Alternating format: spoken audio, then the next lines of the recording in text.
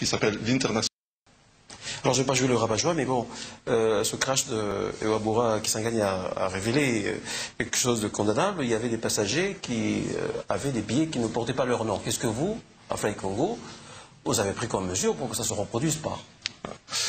Oui, alors ce qui se passe, ce qui se passait avant, c'est qu'on vend des billets, donc on définit des billets. Parfois, les billets n'étaient pas nominatifs ou ils étaient nominatifs, mais dans certains cas, les personnes échangent des billets ou s'échangent avec un frère, une sœur ou revendent un billet. Ce que nous avons fait comme action corrective aujourd'hui, c'est qu'un billet qui est émis est nominatif à une personne. Donc si on vend un billet à M. Anissé, eh bien c'est M. Anissé qui devra venir avec son billet, avec sa valise. L'étiquette sera au nom du passager, bien entendu, pour bien relier que les bagages soient bien reliés à un passager. Et il devra présenter une pièce d'identité avant, donc au checking, mais aussi, bien entendu, avant l'embarquement. Donc maintenant, une procédure, il n'est plus possible, en tout cas, à notre niveau, d'accepter des passagers dont le nom est différent que celui qui apparaît sur le billet. Le grand rendez-vous continue avec la Tchangou.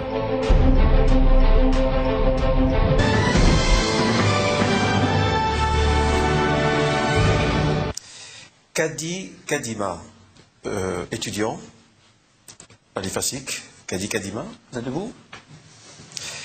Vous avez une question à poser sur le fret. Allez-y. Monsieur, quelles mesures avez-vous pris pour les surcharges? Ici, chez nous, à ce qu'on sache, chaque appareil a un nombre limité de charges à supporter. C'est par rapport à cette charge qu'on détermine le nombre de kilos que doit avoir un passager. Mais ici, chez nous, quand le nombre de kilos, avant le voyage, quand on fait le checking, le nombre de kilos est dépassé, il y a excédent. Vos agents nous demandent l'argent pour payer l'excédent. Mais les excédents, quand nous payons, au lieu que vous les transportez dans un avion approprié au fret, vous les mettez toujours dans le même avion que nous, dans l'avion du passager. Et ça crée les surcharges. Ce n'est pas cela qui cause beaucoup de crashs ici chez nous. Est-ce que vous avez pris une mesure sur ça? Bonne question. Ok, merci pour la question. Je crois qu'on doit différencier initialement tout ce qui est excédent, bagage et fret. C'est deux choses totalement différentes. Le fret a une autre structure de gestion. C'est-à-dire, lorsqu'un client doit envoyer du fret sur une destination bien définie, elle emmène le fret au niveau du dépôt fret de la compagnie. Ce fret est pesé.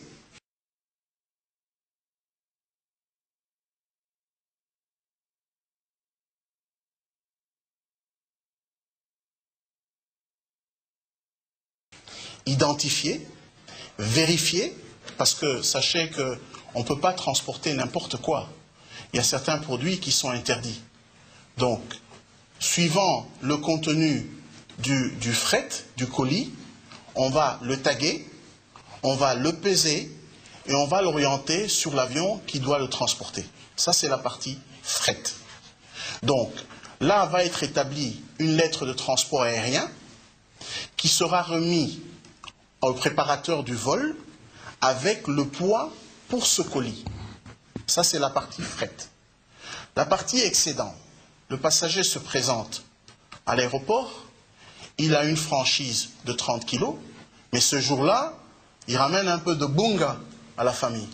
Hein, un petit quelque chose. 20 kilos en plus, il décide de payer l'excédent. Ce poids d'excédent est repris par le contrôleur de vol, qui est le loadmaster, qui va définir et le poids passager, et le poids bagage excédent, et le poids fret, le nombre total du poids qu'il aura ce jour-là.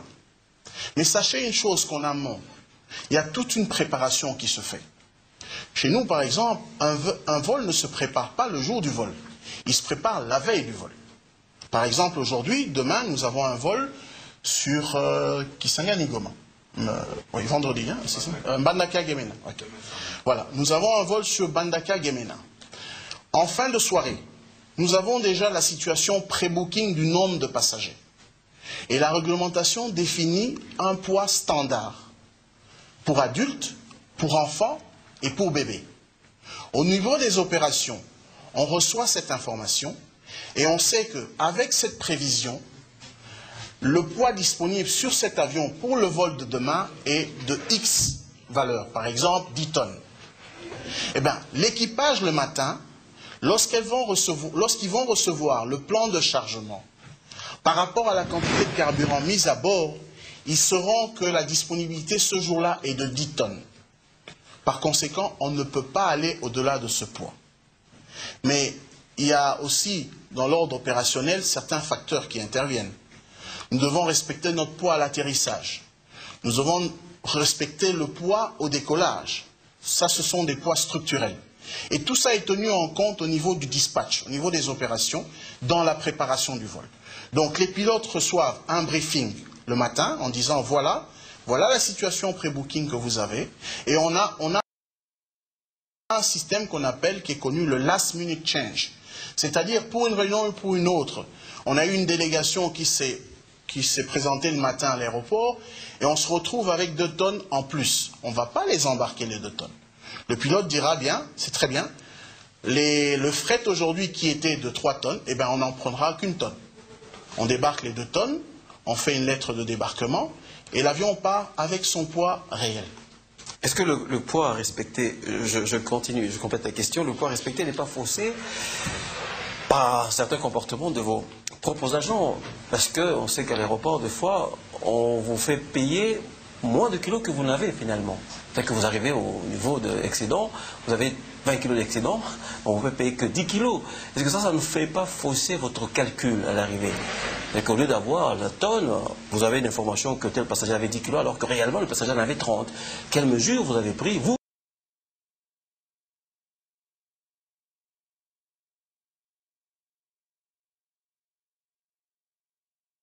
ce côté-là, pour éviter ça? Je crois qu'on a, le DG l'a dit tout à l'heure, on a axé la reprise de nos activités sur le côté qualité et sécurité. C'est-à-dire nous avons renforcé le système de sécurité qui part aussi bien du comptoir qu'au pied de l'avion. Et nous vous informons que les colis qui arrivent au pied de l'avion sont pesés avant d'être mis à bord. C'est un deuxième check que nous mettons aujourd'hui peut-être à information du public, mais sachez que tout colis qui n'a pas le poids qui a été repris dans le manifeste sera mis de côté. Ah bon? Et l'agent, bien sûr, et l'agent qui l'aura indexé, eh bien, sera entendu. Jean-Marc, vous voulez compléter? Je voudrais compléter ceci.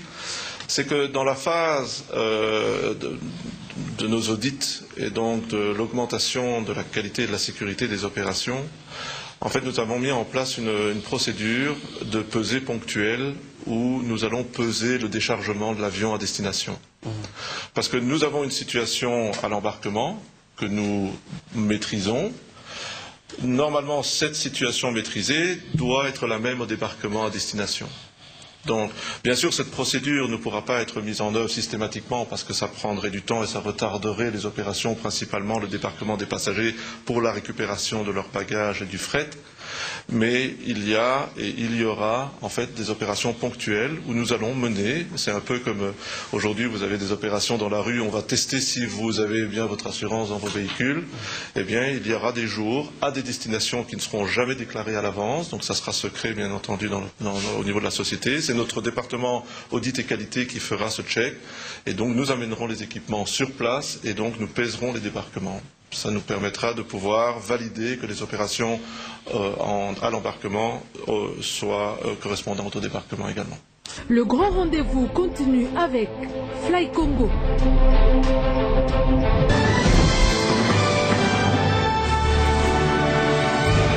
Une autre question, Célestin Mwandia Loulou. Célestin, ici.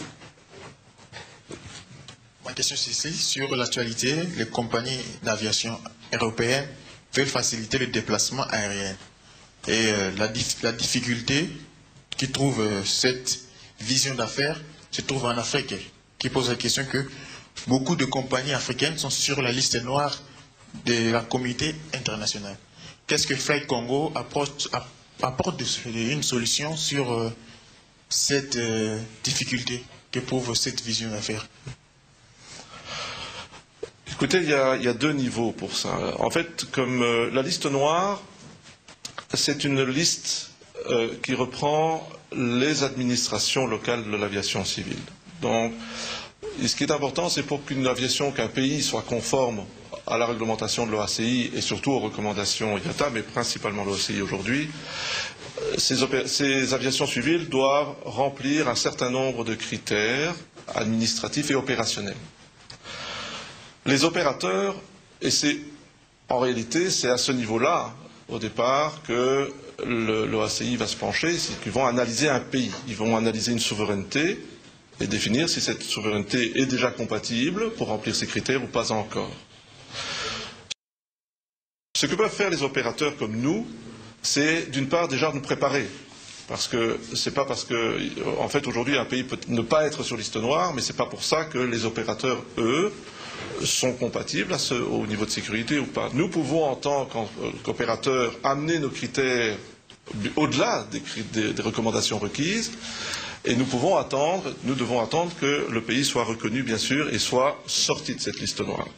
Ce que nous pouvons apporter, nous les opérateurs, et je ne parle pas uniquement de Fly Congo, je pense que nous sommes plusieurs opérateurs dans ces pays concernés, puisque en fait plusieurs pays bien sûr sont concernés, c'est que nous pouvons nous mettre ensemble et en fait accompagner les autorités locales pour les aider à ce qu'on puisse remplir progressivement les critères. Je donne un critère, les licences par exemple, la manière dont on délivre les licences, la manière dont on maintient le niveau médical des pilotes ou des hôtesses ou des personnels navigants ou des mécaniciens, la manière dont on fait nos entretiens, la manière dont on suit nos entretiens, la manière dont le pays a la capacité de pouvoir suivre que l'opérateur exécute bien des entretiens conformes à la réglementation internationale, etc.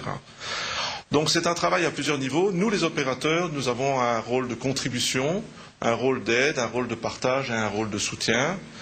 Je pense que c'est quelque chose qui doit se relier avec les différentes entités gouvernementales que sont et l'administration de l'aviation civile, les régies des voies aériennes et le ministère du Transport. Vous avez parlé d'assurance tout à l'heure, je vous propose qu'on y reste un instant avec une question de Hervé Moukoko. Hervé, vous êtes ici au milieu. Hervé va se lever et poser sa question. Bon, ma question est celle-ci. Nous avons beaucoup de compagnies d'aviation dans notre pays. Nous voyons plusieurs avions sillonner le ciel congolais. Nous ne savons pas les rassurer. Et nous savons que c'est la SONAS qui a l'exclusivité d'assurance ici en République démocratique du Congo.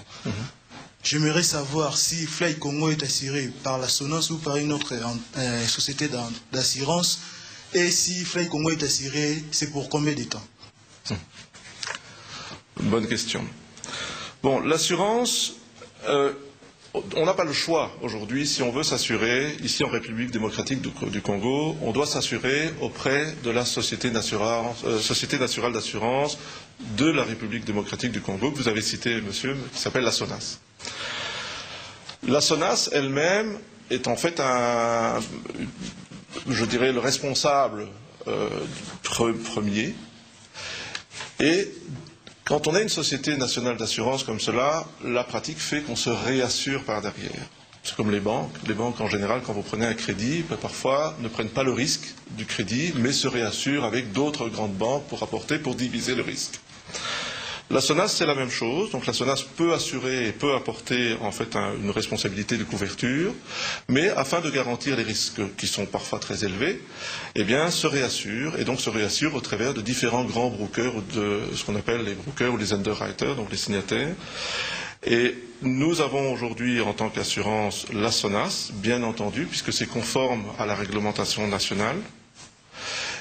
Et deuxièmement, nous sommes assurés en arrière par les Lloyds, qui est en fait c'est le plus grand groupe d'assurance dans le segment vertical qui est l'Europe et l'Afrique.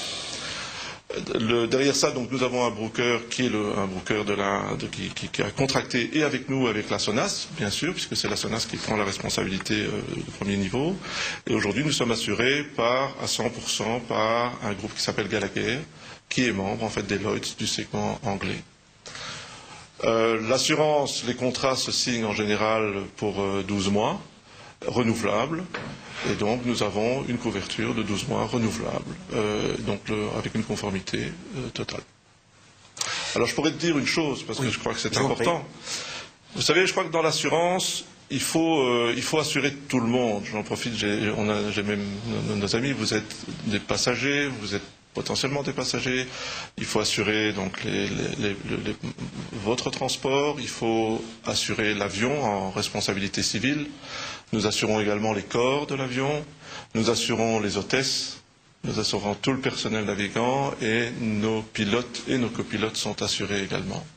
Donc nous avons aujourd'hui opté pour une assurance totale sur nos opérations. Le grand rendez-vous continue avec la Tchangou.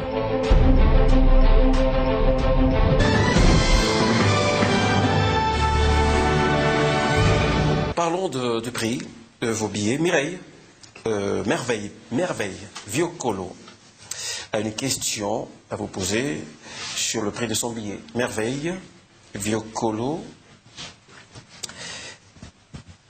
qui est debout et a le micro. Allez-y, madame. Merci. Monsieur le directeur général, vu la concurrence qu'il y a dans le marché de l'aviation, nous voulons savoir est-ce que le tarif du billet a baissé ou augmenté? Merci.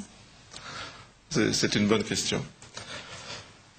Vous avez posé deux questions. Vous avez d'abord parlé de la concurrence, qui est un élément, et l'impact sur le prix des billets. En fait, quand il y a concurrence, la concurrence, il y a deux types de concurrence. Il y a ce qu'on appelle la concurrence loyale, et donc dans cette concurrence loyale, en général, on se fait une compétition très motivante, qui est stimulante en fait entre les opérateurs.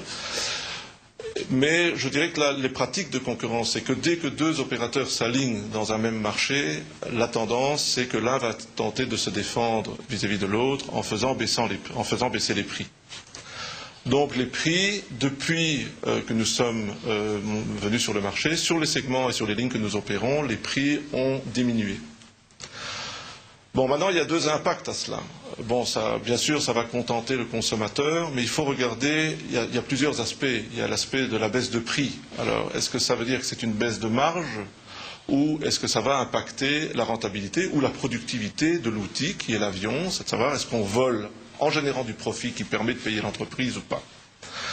Et là, dans ce cas-là, vous pouvez faire face à de la concurrence qu'on appelle déloyale, c'est-à-dire on descend les prix en dessous des prix de la rentabilité de l'avion. Et c'est là où il faut faire attention, parce que c'est là où il faut se défendre pour que ça ne devienne pas dangereux, puisqu'il faut, pour que les opérations tournent, il faut se rendre compte qu'il y a quand même des éléments majeurs. Cette année, je parle de l'année 2012, le prix du carburant n'a fait qu'augmenter. Donc le budget du carburant dans une compagnie aérienne, aujourd'hui, se situe entre 50 et 60% de son budget. Donc, je vous donne un exemple, vous achetez un billet $100, eh bien la compagnie va prendre $100, mais va repayer $60, entre 50 et $60 pour remplir les réservoirs pour acheter du carburant. Je ne sais pas si vous vous rendez compte de l'impact. Deuxième élément, c'est la réorganisation fiscale, la réorganisation financière. Depuis le début de l'année 2012, eh bien, il y a des nouveaux instruments économiques pour favoriser le développement économique de la République démocratique du Congo qui ont été mis en place, dont des facteurs comme la TVA. Et donc, la TVA qui est appliquée sur votre billet, parce qu'aujourd'hui, quand vous achetez un billet $100, en fait, il vous sera facturé $116, et donc vous avez un billet qui est TVA comprise.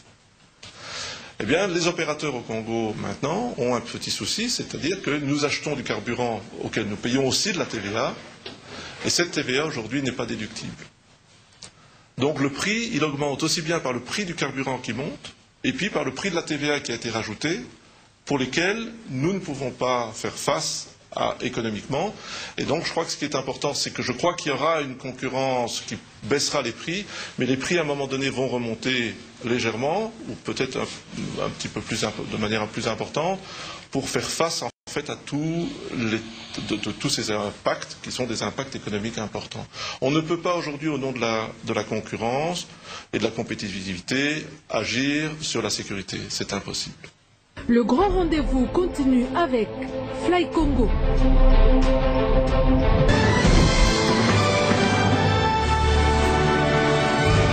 Vous avez parlé de la TVA sacrée. Sacré Sassa avait une question sur l'impact de la TVA dans le prix. Vous avez répondu, mais je le laisse poser sa question. Oui, merci. Vous avez presque déjà dit. Alors, je voulais savoir si la TVA vous a apporté un avantage. Vous avez À la place de 16%. Donc, quelque part, le citoyen, dans l'implémentation de ce nouveau mécanisme de taxe sur la valeur ajoutée, il a gagné un tout petit peu au passage.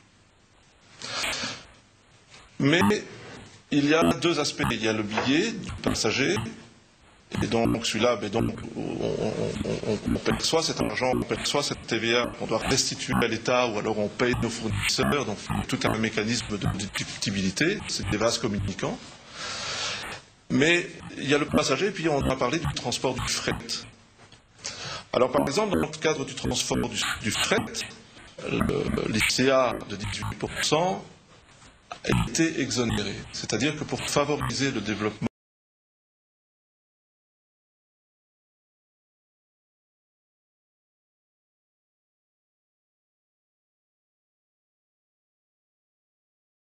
donc, si je prends mon 100 $ de fret à transporter, on devait normalement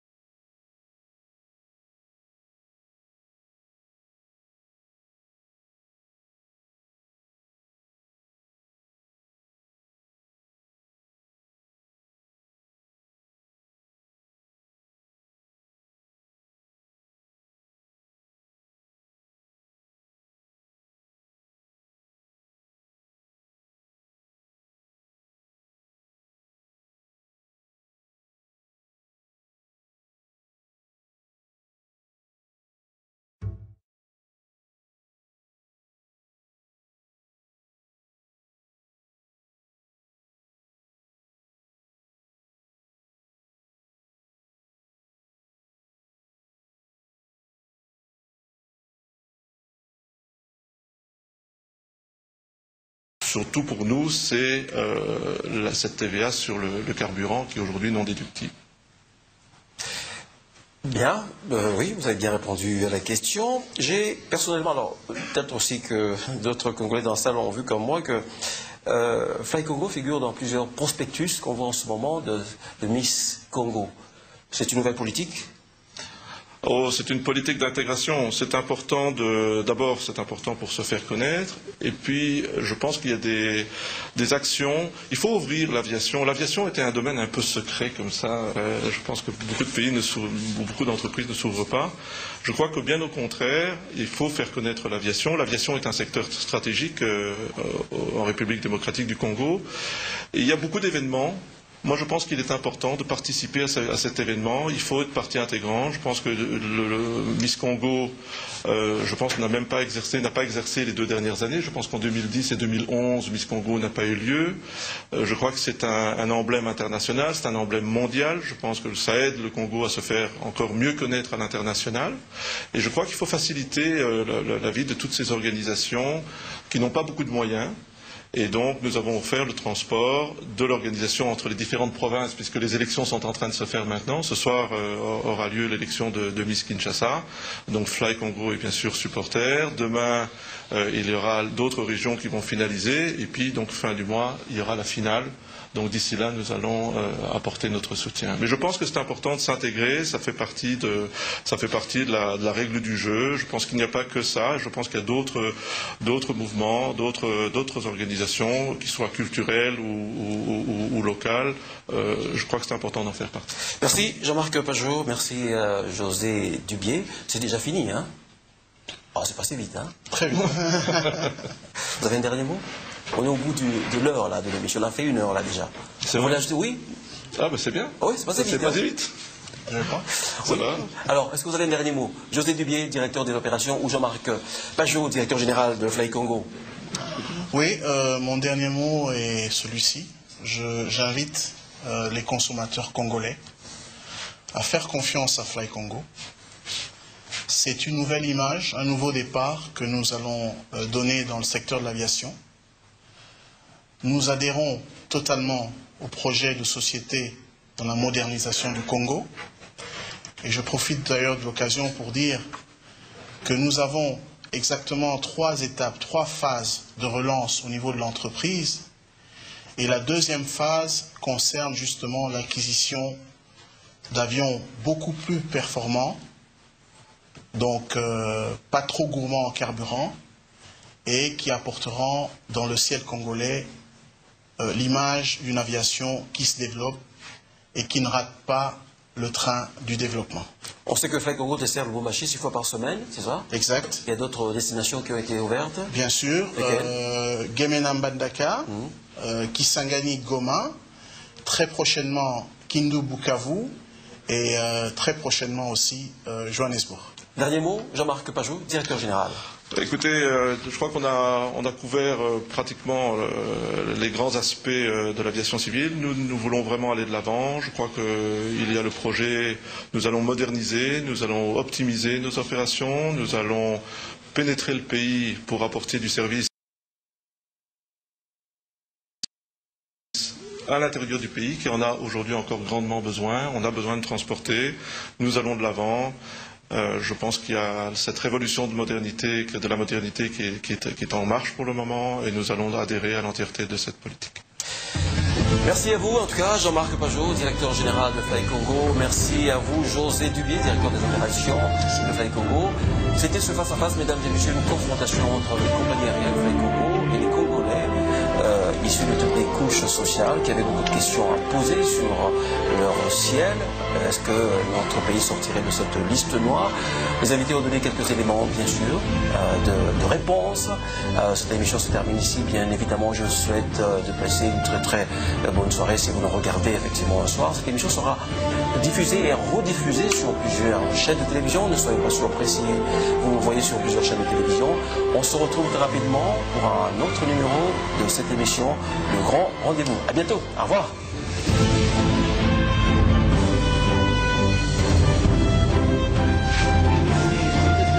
Merci à tout le monde.